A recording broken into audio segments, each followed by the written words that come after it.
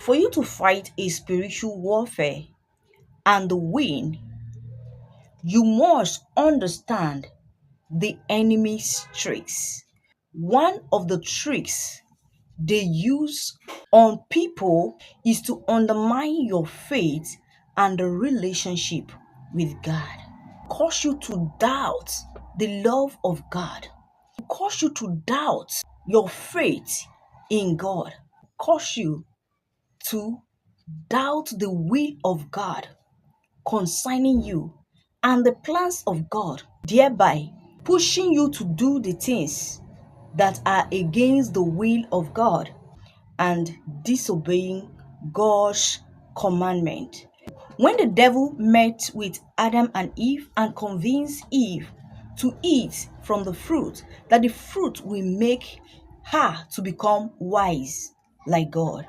And when Adam looked at the fruit was so desired. It is pleasant as a good food. And Eve decided to buy the idea and do what the devil asked her to do. When the enemy comes to you, they will suggest the pleasant thing to you. I'm taking you out to club. You will meet rich people. You will be connected. You will get connection. That job you've been looking for, they will give it to you. You will not even struggle for it. The enemy has made this offer to you.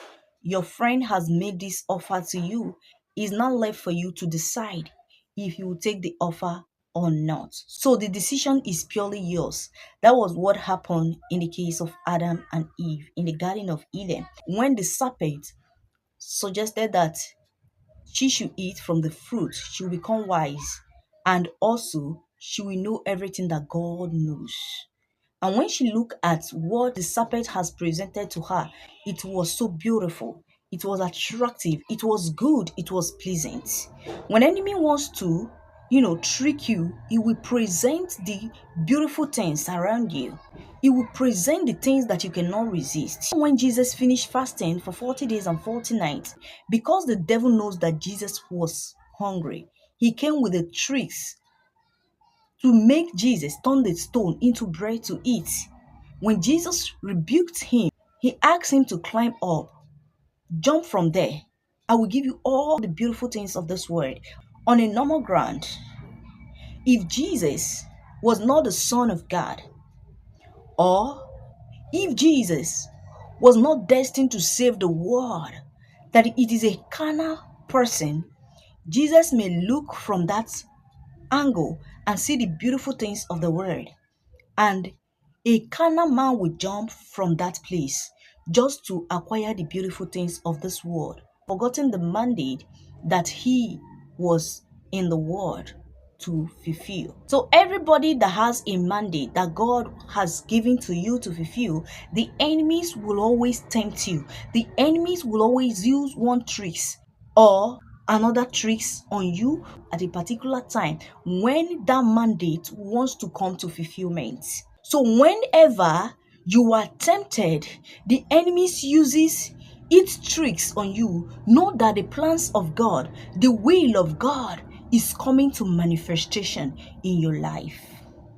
And there is another mistakes that we human makes whenever we disobey God, whenever we go astray, whenever we go contrary to the will of God. We become defensive.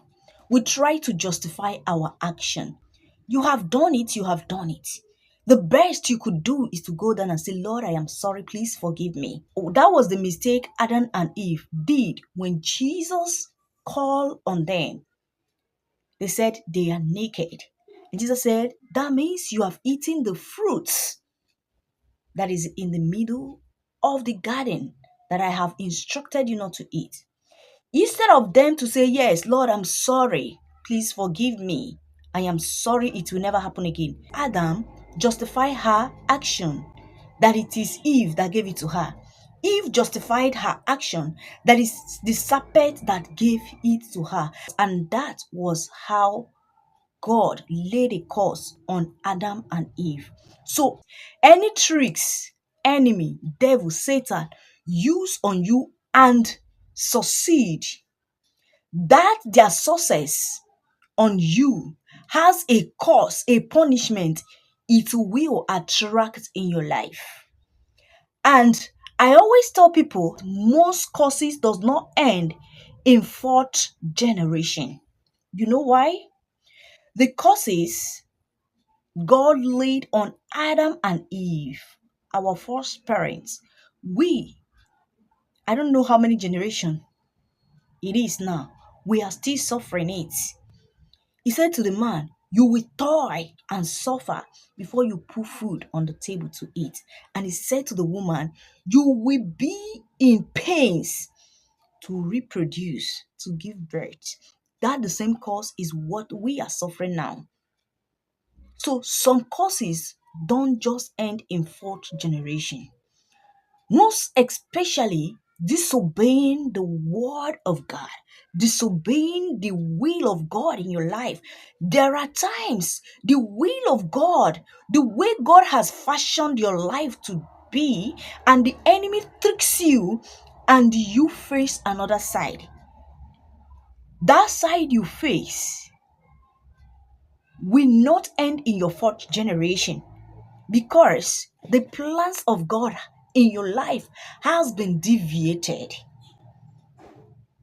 and your generations to come will inherit whatever punishment that disobedience, turning away from the plans of God and in the will of God at the first place, they will inherit from it. I'm sorry to say this. When I was reading this chapter where God calls Adam and Eve, I cannot even count the generation that this generation, this present generation, is when you count it from the Adam's generation. So you see that there are some causes that does not end in fourth generation. And these are tricks that the enemies are using to cause pains, to cause sorrows, to cause a lot of difficulties in our lives on a daily basis. God bless you. Remain blessed.